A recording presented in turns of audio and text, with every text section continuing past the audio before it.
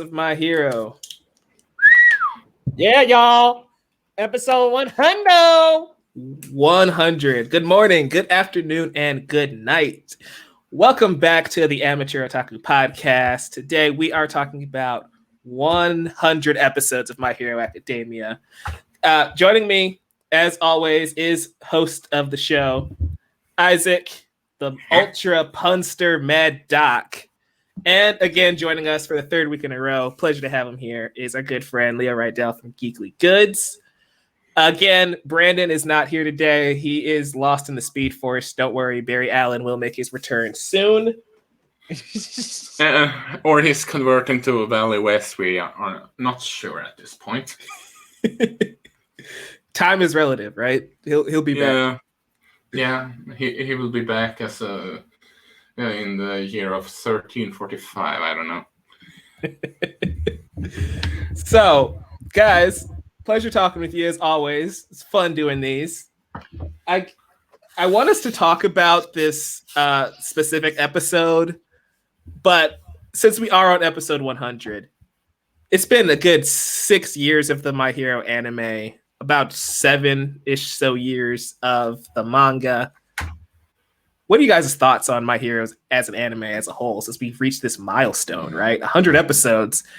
I mean, in comparison to like a One Piece or a Dragon Ball or a Naruto, it's not that many, but not a lot of shows get to episode 100. So, Leo, what are your thoughts on My Hero Academia getting up to this point? I would say well-deserved. It feels like a very unique anime, even though there's a lot of tropes from the usual shonen anime. But it still feels very unique in the storytelling and the following all the students of 1A and bringing in 1B. I mean, it's just been like such a cool journey so far. So I think it deserves that 100 episodes, and we'll be getting plenty more. As we know, as manga readers, we know there's a lot more coming, but this feels like a nice, this episode, especially for 100, felt like a good kind of breathing point to really realize how far that My Hero Academia has come. So yeah, like I've loved the anime so far, and the manga too. It's just it's really well done. It's unique. The characters are great. Man, I've loved the quirks and just like the whole lore of the show. It's awesome. Yeah, definitely. I agree. Isaac, what are your thoughts on Boku no Hero Academia getting up to episode 100? Well, like Leo said, it's totally well-deserved. There's a good reason why it's such a big phenomenon, even to this day. And it's not only is it sort of, I would argue that although it's more darker in the manga right now, that's the only thing I'm gonna say. Where they have been in the anime from the beginning to then, it feels a lot like sort of like, you know how people say that the whole Marvel cinematic universe is just lighthearted fun and all that. Yes, I would argue that if they are that, it's more like a feel good sort of like superhero show. It's lighthearted, but it's not the same way as quote unquote lighthearted, but not as Marvel is. If you're going by big superhero names, or how DC is within their comics comic book. Yeah, My Hero always knows how to. It gets dark, but it also always knows how to like come back to that hopeful aspect of superheroes that I really appreciate. And I get what you're saying there. Honestly, when they get dark, I would argue that it is very especially. It is where I would go more into it later on when we come to the manga. But I do get at some point some Dark Knight vibes in terms of tone when it becomes dark, but most of the time it is feel good superhero show instead of just more traditional, I feel. Yeah, I get you there. For me, this is the first anime I've watched since the beginning, like since from episode 1 and You're started welcome. watching it live. Thank you, Isaac.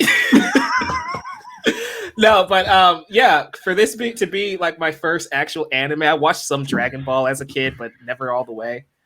I love this series, and it made it easier to get into other animes like Naruto or Cowboy Bebop, or like I think it's a good entry level anime, and I think that's why it's really popular in the West because it has that superhero nature in its DNA, and we're used to that here with Marvel, DC, the Ninja Turtles, the Power Rangers, right?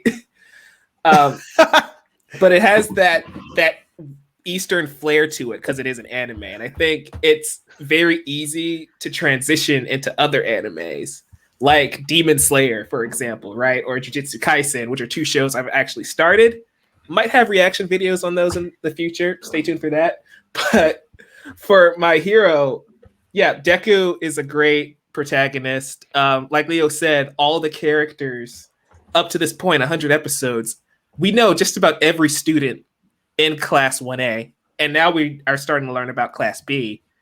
That's just really cool how it was able to give us like 20 plus characters that we all end up loving for the most part. I mean, I love them all, even all the way down to Mineta. I didn't know this was your first anime, though. Yeah, it is. I watched Dragon Ball Z. It would come on after Ninja Turtles on like 4Kids Network, so I had the crappy censored versions. But like I watched like maybe 10 episodes of that. I just never stuck around for it. But yeah, this is my first anime, and that's probably why it holds a special place in my heart. That's why I love it so much. It opened up a whole new world of entertainment for me. Yeah, this is a good start. For sure. So let's get into this specific episode. We're on episode 100, The New Power and All for One. This is, like Leo said earlier, this episode in particular is a little bit of a breather. We go back to the dorms. We reintroduce the audience to Eri and Lemillion. That's all great. But there's a little hint of something more happening, right? Like we start the episode with Dekku and Bakugo. I also like the relationship that they've had progressing over these past 100 episodes of how Bakugo isn't mad or angry or frustrated. He's like, I will beat Dekku to a pulp to make that black whip come out. But it's like episode 1, he's bullying Dekku. Episode 100, he's just like, I'll still beat you, but I'm doing it because I want to help you. And it's like, I love the relationship progressing, and I love how he's just in the thick of it now. He's with All Might and Dekku trying to figure out what's going on with these other users. And I don't know. I just like this episode. I said it on Twitter. It kind of felt a little bit like a filler because in the grand scheme of things, not much actually happened. At least as far as the kids are concerned. All for One's scary, though. So, yeah. Isaac, I'm going to start with you. What were your thoughts on episode 100 and Dekku learning how to use this new power and the revelation of his new quirks? Honestly, I don't really know what to say because, considering, like you said, this episode more of a breather than anything else. So it was, and considering what's to come, so to speak, I think it was necessary without going into too much spoilers. Yeah. And also, Eri is adorable, but that's nothing new. You just want to protect her at all costs. With our lives, man.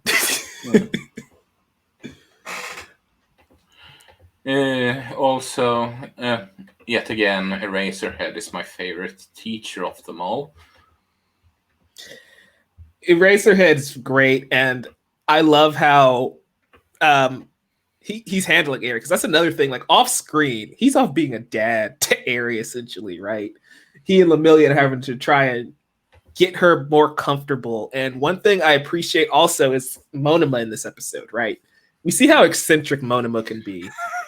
And That's for sure. we see him interacting with Eri, and he's so calm and mellow because the facade is gone, right? Him taking on this eccentric persona, I think, is also a part of like his hero game. He has to steal the person's quirk he's fighting. So it's kind of a distraction. But when he realizes Eri's scared, he kind of like makes sure he tones himself down. He's really reserved, and he just talks to her. And I thought that was a nice little touch there. Leo, did you have any thoughts on this episode? I know there's some stuff with Bakugo and Todoroki that we can touch on too. Yeah. So that was real cool. Getting to see the progression of character in those two, and getting to see them like not fumble the ball, because it would be easier in like early versions where they were, they did have things that would hinder them. They had weaknesses. It's cool to see them like have progressed to the point where they can like take out petty thieves at least, pretty quickly. And it's just cool how they've matured. And even Todoroki is like using his hot side now. Yeah. Like this is a good moment. And okay, was this in the manga? Am I just not remembering that scene in the manga? Because I don't remember that. Yeah, everything in this episode was in the manga, just about. I don't think there's any filler added to this one. That's why last week we were talking about the next arc starting. That's why I'm like, well, maybe not. They're also starting to pull things and change the order of things. I want to talk about that in a second, see what your thoughts are on that. But yeah, we see them get the provisional licenses finally, right? So they can do hero work, and not even 30 minutes pass before Bakugo is about to kick the crap out of some villains, which is fantastic. I also love Shoto like realizing I can't use my fire side very well. I need to reach out to Endeavor. That was a nice character beat for him that develops. And again, I don't know if it was intentional, if they paced it out this way, but episode 100 is a good reflection on where these characters were in season 1 and season 2, and how Todoroki's willing to reach out to his father. Dekku has to reevaluate One for All. Bakugo has grown to where he can work with Todoroki and Dekku. And now All Might's in that mentor role where one of my favorite lines in this episode is All Might, Bakugo has to save him, and Bakugo just looks at All Might and says, if you're going to commit suicide, go do it over there. So good. So like, good. I love this version of Bakugo. He's becoming my favorite character. Like slowly he climbed his way up for me, because when I was like reading the manga, I had seen that progression and read that progression of his character, and I was just like, damn, like he's a lot better than he was at the beginning, because I was just kind of, at the beginning for me, Bakugo, I was like really not feeling him as a character. Yeah. It's just like, I don't know. I just wasn't really that big into him. I thought like he just kind of was like this fiery character. Just didn't really add to the story much to me. And then as things progress and he continues to grow, he does exhibit like symptoms of best friendship in Dekku, and wanting to still like help his friend out, even though he expresses it in a different way. Yeah, and I just feel like he's a bit Cinderella, how do you pronounce that word again? Huh? Bakugo is a male Cinderella. Okay. I have no idea what that meant, man. Have you never heard that term? No. Essentially, how you feel about Zenitsu, Isaac, is how I used to feel about Bakugo. I'm right there with you, Leo. There was no redeeming qualities to season 1 or season 2 Bakugo, really. It's not until season 3 where it finally made sense. Like the season finale of season 3, I believe, is when it's Dekku versus Kacchan Part 2, and he opens up about how he feels responsible for All Might losing his power and being kidnapped. And it's like, that's when we start seeing the cracks in his persona, the macho, nobody can beat me thing. That's when he started to click, and that's what's like, okay, I'm going to keep an eye on Bakugo, because once that development really rears its head, and it did in this arc, I think that's the biggest thing. This is the end of the Class A versus Class B arc. Mhm. That's the biggest takeaway for me. Aside from obviously the vestiges in Black Whip, it's Bakugo being able to play well with others and his relationship with Midoriya going forward. To give you an explanation of what Sunderbit means, it's a Japanese term for character development process that describes a person who is initially cold and sometimes even hostile before gradually showing a warmer, friendlier side over time. Word is derived from the term sun, meaning to turn away in disgust, and der, meaning to become lovey-dovey, in quotation mark, only found in Japanese Bishoyo game.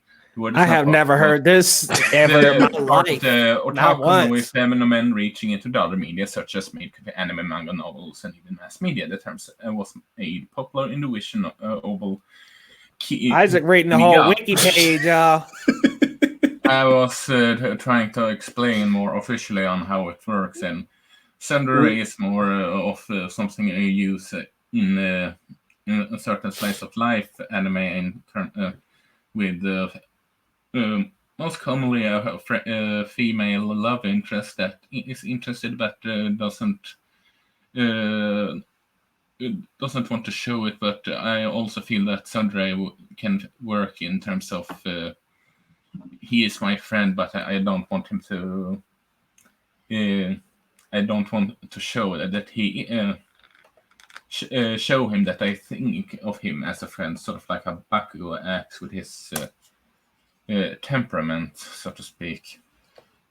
Gotcha. So that was the long-winded way of saying Kachan's developing. Noted. Yeah, and have you ever heard characters constantly saying "baka" in an anime? Sometimes that's a prime word for a Sundere to use. Gotcha. Noted. Before we get into the manga, I just wanted to point out that next week's episode is a Christmas episode, and that's another thing that happened. What was that? We wish you a Merry Christmas. We wish you a Merry Christmas. Yeah. So next week is a Christmas episode. I want your thoughts on this, guys, because that does happen in the manga, but they're doing it 20 chapters too early. So they moved it up. Do you guys, what are your thoughts on that? Non-spoiler, obviously, because we're still in the anime segment, but what are you guys' thoughts on them rearranging the story like that? They should have. They should just skip that episode entirely. Let's be real. We really don't need that. The only reason they moved it to this point is because it's near Christmas, and if they waited, it would be what, probably past a year to get to that episode. Maybe. So that episode would be we know why they moved it, and we can talk about that in a second once we transition. It's bull, man. Cut off fillers. Straight into the next arc. It's gonna be great. I mean, it had been one thing if this episode had released in November, December, but now in July, isn't it a bit early? Yeah, it's just weird, and it throws the pacing off a little bit because there's a specific reason why this story happened in the manga when it did, and the fact that they changed it is a little weird.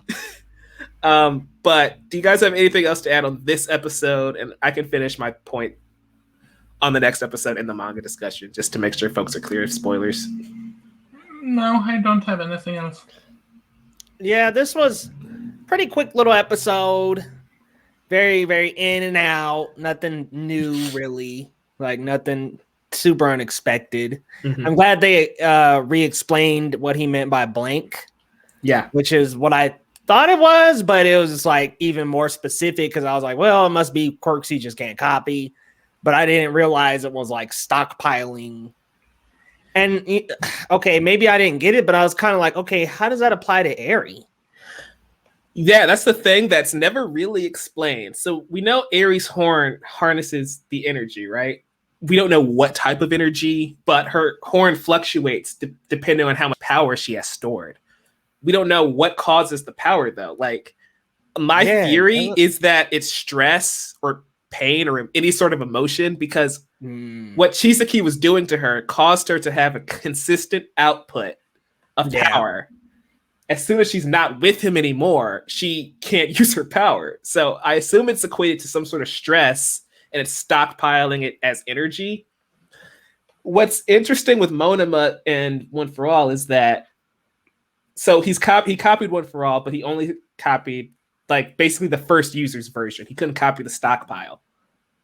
In those 5 minutes, can he stockpile power? Like, can he give the hair to Bakugo and blah blah blah before his time runs out? You know, I mean, and he would just die. Like Monoma would be able to actually handle One for All, like Dekku was calculating in his head. Like his limbs would have just boom tore up from there. Right, arm fall off boy, right, Isaac? Yeah, arm fall off boy. That's for sure. Doesn't James Gunn use that character in Suicide Squad? I hope so. I need Arm Fall Off Boy and Matter Eater Lad. Those are the only characters I need from now on. All right, guys, but I think that wraps up our anime discussion. We're going to start talking some manga spoilers now. And we're also going to be discussing the latest chapter of the manga. So if you guys... Aren't we going to cover something else first? That's right. Isaac, you're going to take the lead on this one. We're going to have a quick pivot. 1 second. Yeah, so this week, Netflix had a Geek Weekend, sort of like their own E3, so to speak, or Comic-Con, or whatever you want to call, and announced certain things. And some of the stuff was, there is going to be a sequel series to Castlevania. They released the first episode of the sort of like a teaser for the Cuphead TV series, and they announced that the original composer for from Cowboy Bebop is going to compose the live-action adaptation. So first and foremost, have you guys seen the Cuphead thing that they shown? I haven't seen anything from E3 or Netflix Geeked this week. I just see the news, but like I haven't seen any trailers. Like I don't even know, what is this Castlevania spinoff? Is it a prequel, a sequel? Sequel. It's on Richter Belmont, which is a grand descendant of Trevor Belmont. Should be real cool. Richter. That's exciting. Have you seen Leo? I haven't. I'm not caught up on Castlevania, but I saw some stuff from Geek Week. I know Shaman King's coming out in August. Super excited for that. Also, just they had a couple other things. I know that I don't think that they ever went over Stranger Things though. No. Or Cobra Kai, and they had it lined up. So I was a little bit disappointed that they didn't actually go into their tentpole franchises. But sorry, I'm totally going off on a tangent. I linked to the Cuphead clip. I will say I did really like, or I'm sorry, excuse me. I really did not like the little teaser Cowboy Bebop we got. I do not have faith in this series. So guys, I'm sorry. I can understand you because, well, they had, okay, let me. And I'm talking the live action, just to clarify. Cowboy Bebop. While I'm pointing that one down, could you check? Do you check out the Cuphead clip? I'm not gonna watch it because I'm still listening to you guys talk. I'll watch it after though. Okay, but considering how they have handled animation with the Son of Zeus, the Castlevania, and all that jazz. Mm-hmm. Yeah, they had Son of Zeus, Castlevania, Cuphead, and Shaman King. And then now Shaman King. I was more thinking of the series that's released and not upcoming. Oh, okay.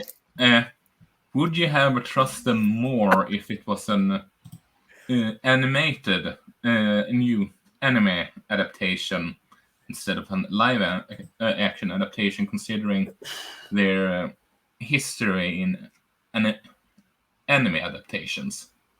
I wouldn't trust anybody with a live action adaptation at all. Just like for me, I'm just almost like just leave anime as anime. There are so many different qualities and different nuances and elements in anime that just can't be replicated in live action. Like, just stop going there, y'all. Like Faye's outfit. Oh my gosh.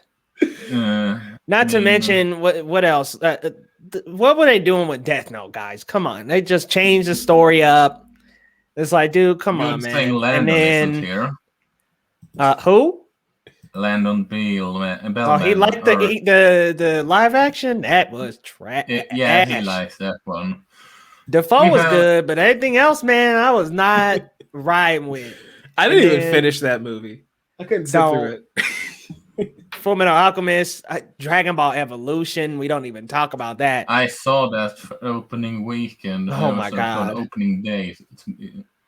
A lot of it has to do with me having a celebrity crush on Jamie Chung at that time, but that's besides the point. I don't blame you there. That's rough, buddy.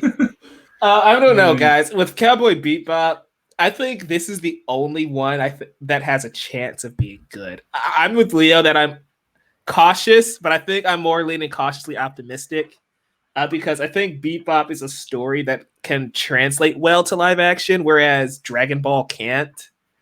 Not to mention how One Piece that are supposed to be adapting also. You know what I think is wild is how you mentioned that One Piece adaptation. It feels like once every 5 episodes here, and I don't know how we get on that topic every single time. I mean, it's One Piece that we have to keep on going with. Yeah, but with Bebop, yeah, that was a weird announcement trailer. It was just the cast kind of sitting there while the original theme song played. It's just like the composer's here. The issue, I guess, with me is that we haven't seen anything from this show, not a poster. Why do they feel like that's the first thing they announced to us, right? Yeah, that I can agree on. I'm with both of you. I casually optimistic, and if they had to adapt something, I think Cowboy have one of the best chances of being good. Mm-hmm. I know that they are also doing a Sword Art Online, and honestly, it can't be worse than the anime adaptation, so I'm all for it there. Sword Art Online is, let's be real, after the first arc in the first season, they should have been done. Pass. And even the first season is horrible, but that's especially the second arc. But yeah, the second arc is just another level of bad. Okay, my bad, y'all. My bad. Like I said in one of the episodes we have done, that hopefully gets posted on YouTube soon. It was prior our YouTube channel. The mangaka should just do tentacle porn with how much he likes to incorporate certain stuff that series, but good grief. I mean, Leo knows what I'm talking about with the second. I don't, and that's what makes this so weird. I have no idea what you're talking about, but you just said he should stick to tentacle porn. I'm like, what the heck, man?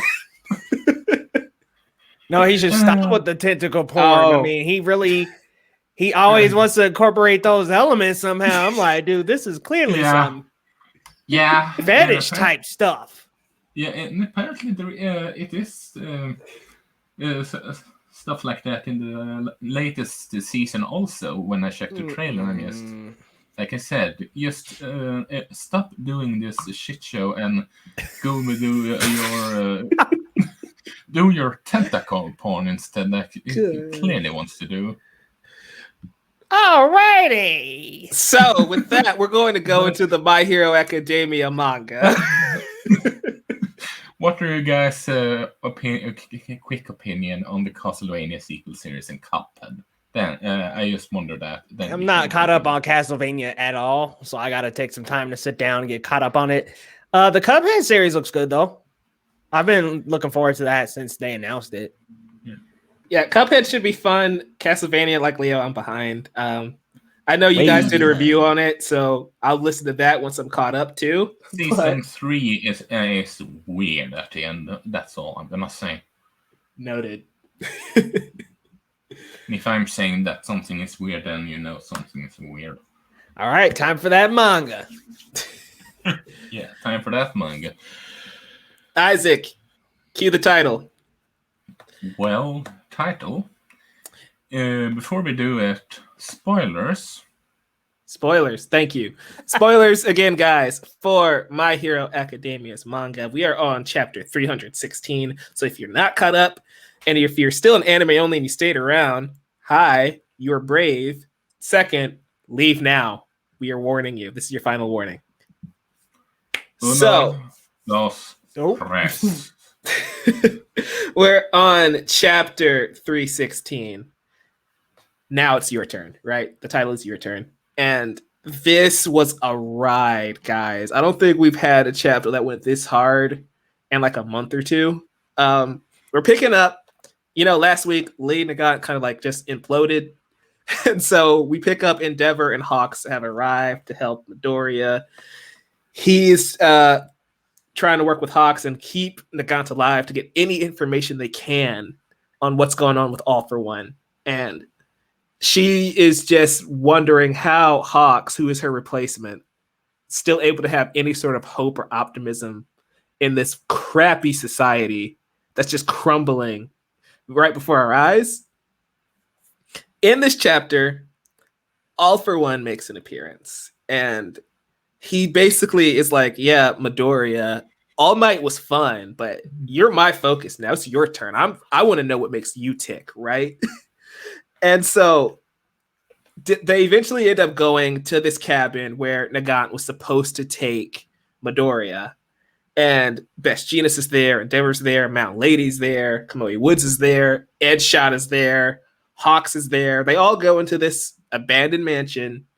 All for One's there, got his monitor. He's clapping like, good job, Dekku. And then, after some time, the building just explodes. And that's the end of our chapter.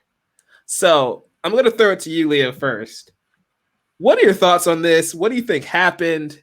And how much do you hate All for One? I guess I'll kind of start at the end, because I thought it was like super formidable for All for One to finally address Dekku as the current One for All holder. Yeah, this is the first time he's actually, had anything to say about Dekku. Yeah, really. This is the first time like he really acknowledged him. Yeah. So I thought it was like really cool to see Deku's progress, to see that it's like, oh man, he like finally has made it to the point where All for One, Jesus, I get mixed up. All for One has finally addressed him as like the current user of One for All. I thought that was cool. I'm like, where are we going from here? I'm so curious, because yes, I'm seeing All for One. I'm like, really? He's back on the run. Here we go. What is he doing? Yeah. Like, I'm just like, dude, what happened to the Shigaraki stuff? I mean, I don't know. Like, seems like they just kind of, where's Shigaraki, man?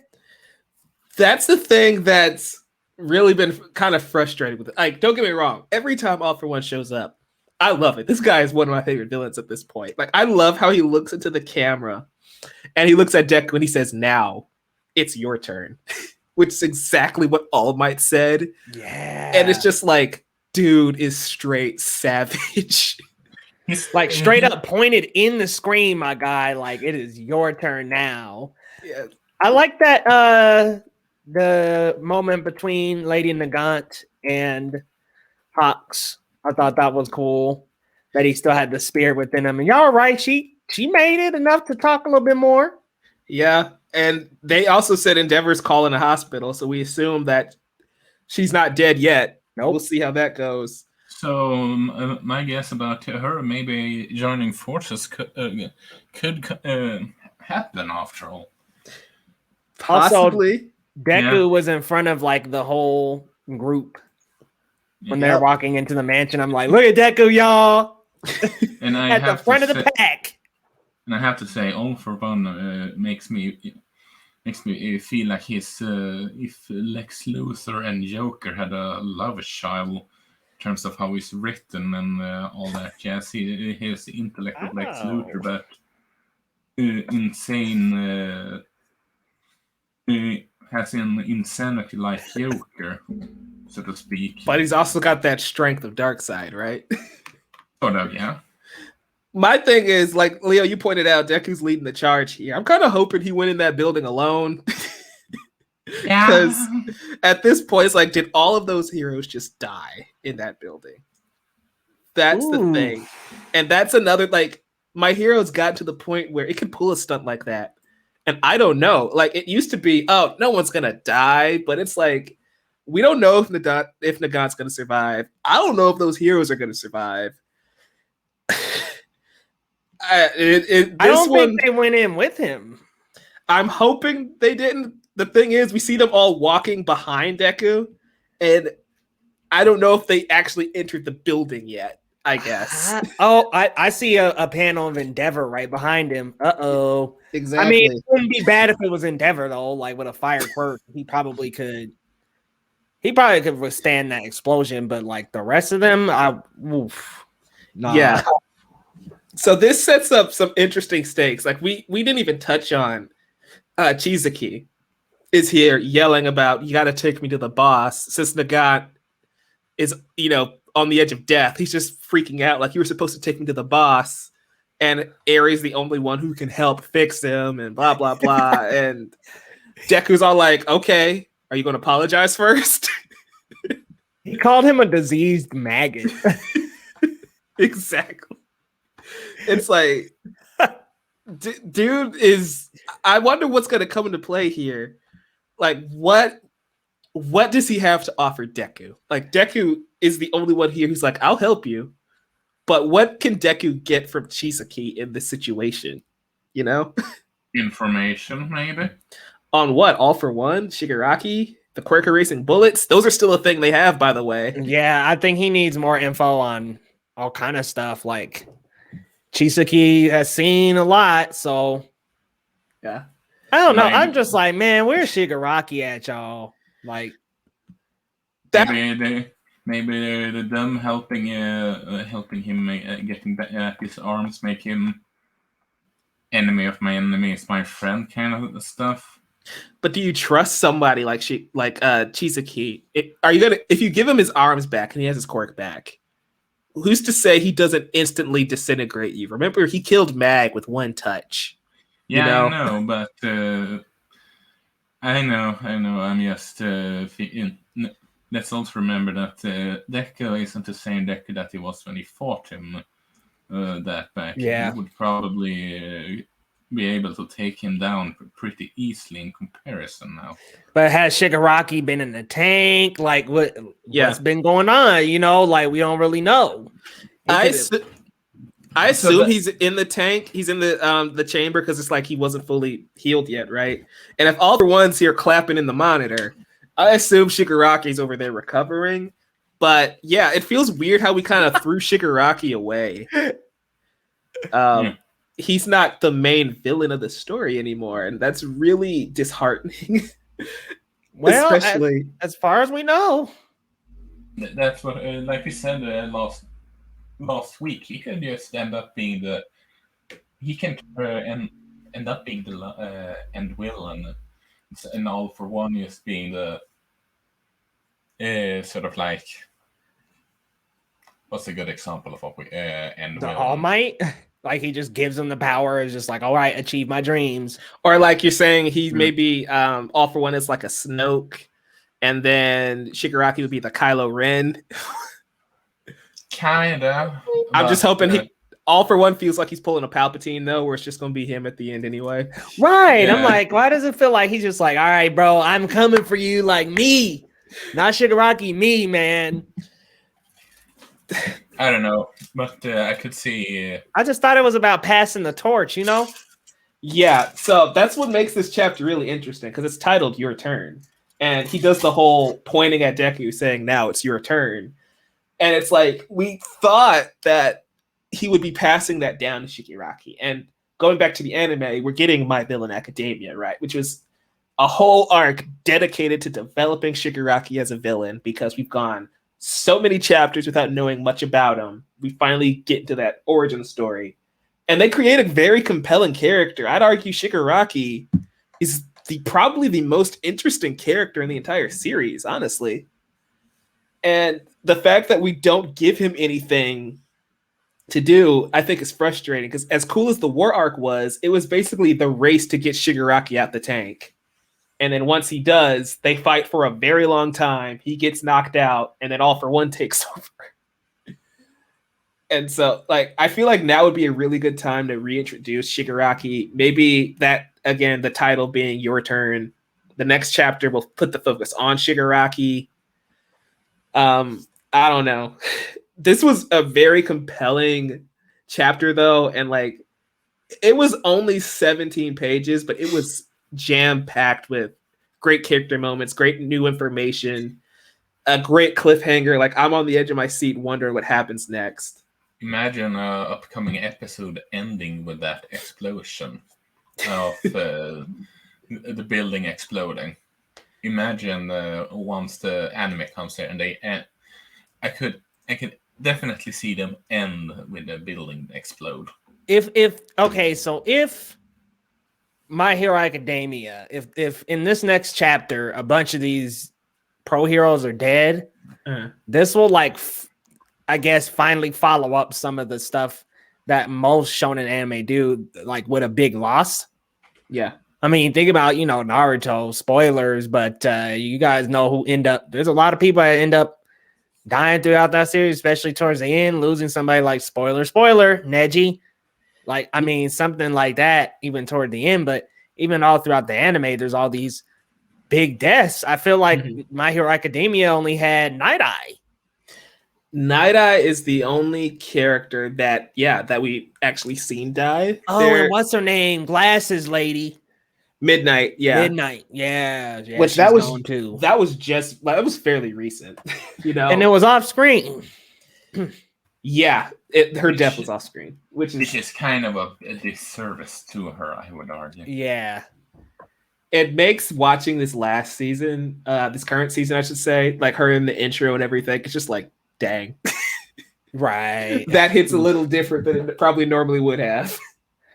She's coming up on her demise. Yeah. But I think I agree that it'll drastically change the series. It'll also give a reason for the kids to come back. Like, if all those pro heroes are gone, who else is left, right? But I mean, that would imply Your Turn being a lot more than just Dekku. Exactly. It's all of them, in a sense. Do you guys think they're gutsy enough to do that, though? I don't know. I don't think so. Not all at once. Like, they could kill Endeavor, but I don't know if they kill Endeavor and Mount Lady and Kamui Woods and Best Genus and Hawks, at the same time. Like, couldn't you see it being all of them except Endeavor? Yeah, that might be more accurate. I also just want to point out for a sec how we kind of took the death flags away from All Might. They've been on All Might for like the past 2 years.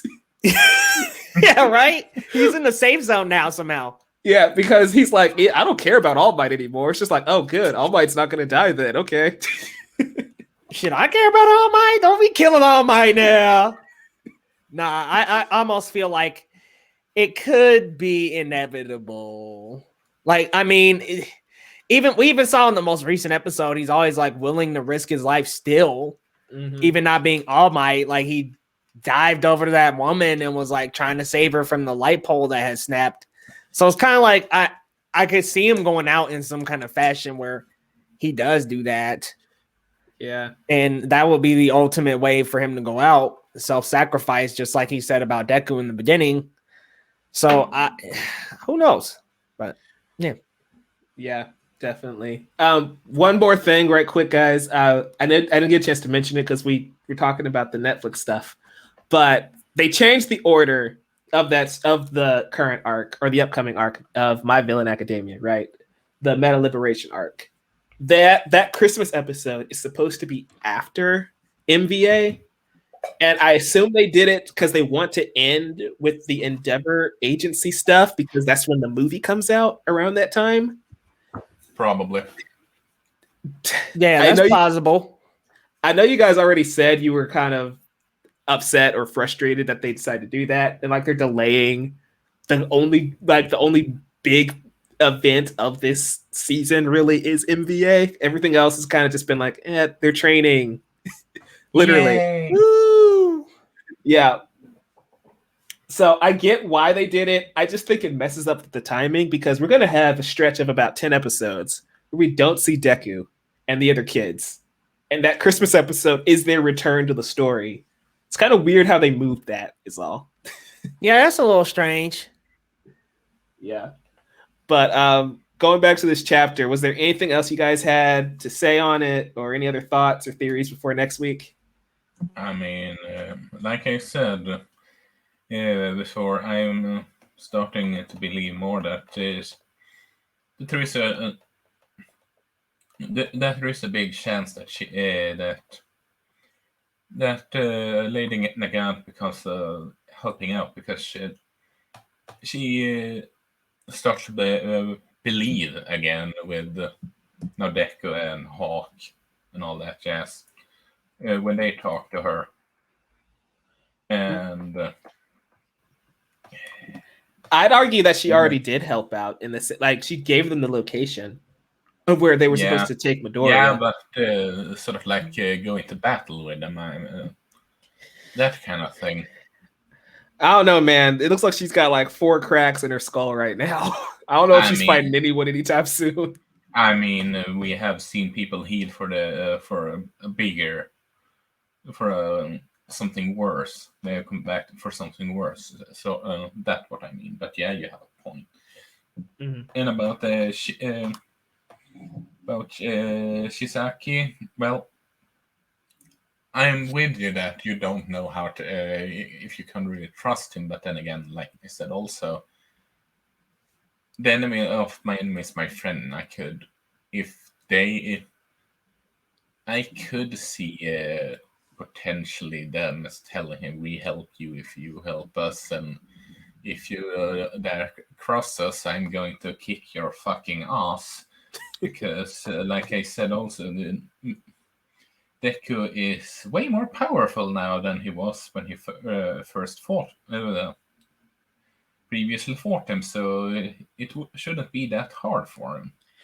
Which, I mean, yeah, Dekku is more powerful, but he's not invincible. So I guess we didn't even touch on this. Like Deku's in that building. We theorized about everybody else, but like, how does Dekku survive that?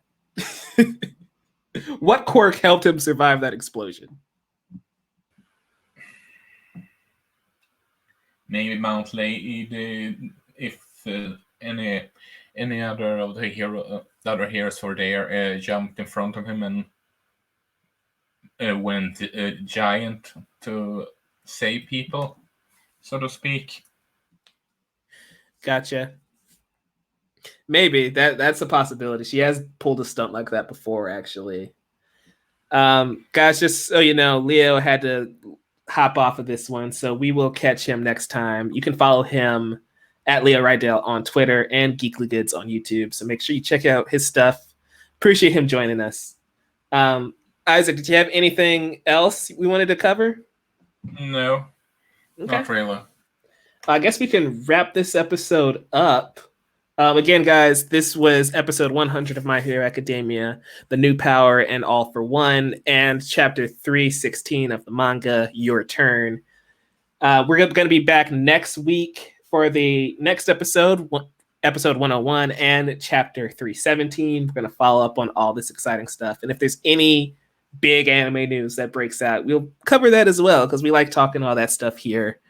Again, Brandon, the Scarlet Fan, is not here today. Hopefully he'll be back next week. You can follow him on Twitter at the Scarlet Fan 52. You can follow me at Novice Cinephile, also on YouTube, Novice Cinephile, posting a My Hero Academia video this week, actually. So you might be getting a title card or something here showing you to check out that video. It's a music theory video, so that's a little fun. Isaac, where can people find you and the podcast? Well, you can find me over at Emblemaniac on Twitter, and you can find my work over at Webm Entertainment. And I need to start post our podcast on Anchor, but life gets away all the time. Don't worry, life will find a way soon for you to get those uploaded. Yeah, it will just. It's a back catalog that will. It will take a while to have them uploaded. It will just go from 0 to 300 in terms of people only following us on Spotify to have listening stuff to listen to. Gotcha. That's for certain. Definitely. We'll be back next week, guys. Thank you guys so much for watching. Have a great day. And remember, go beyond. Plus Ultra. Plus Ultra.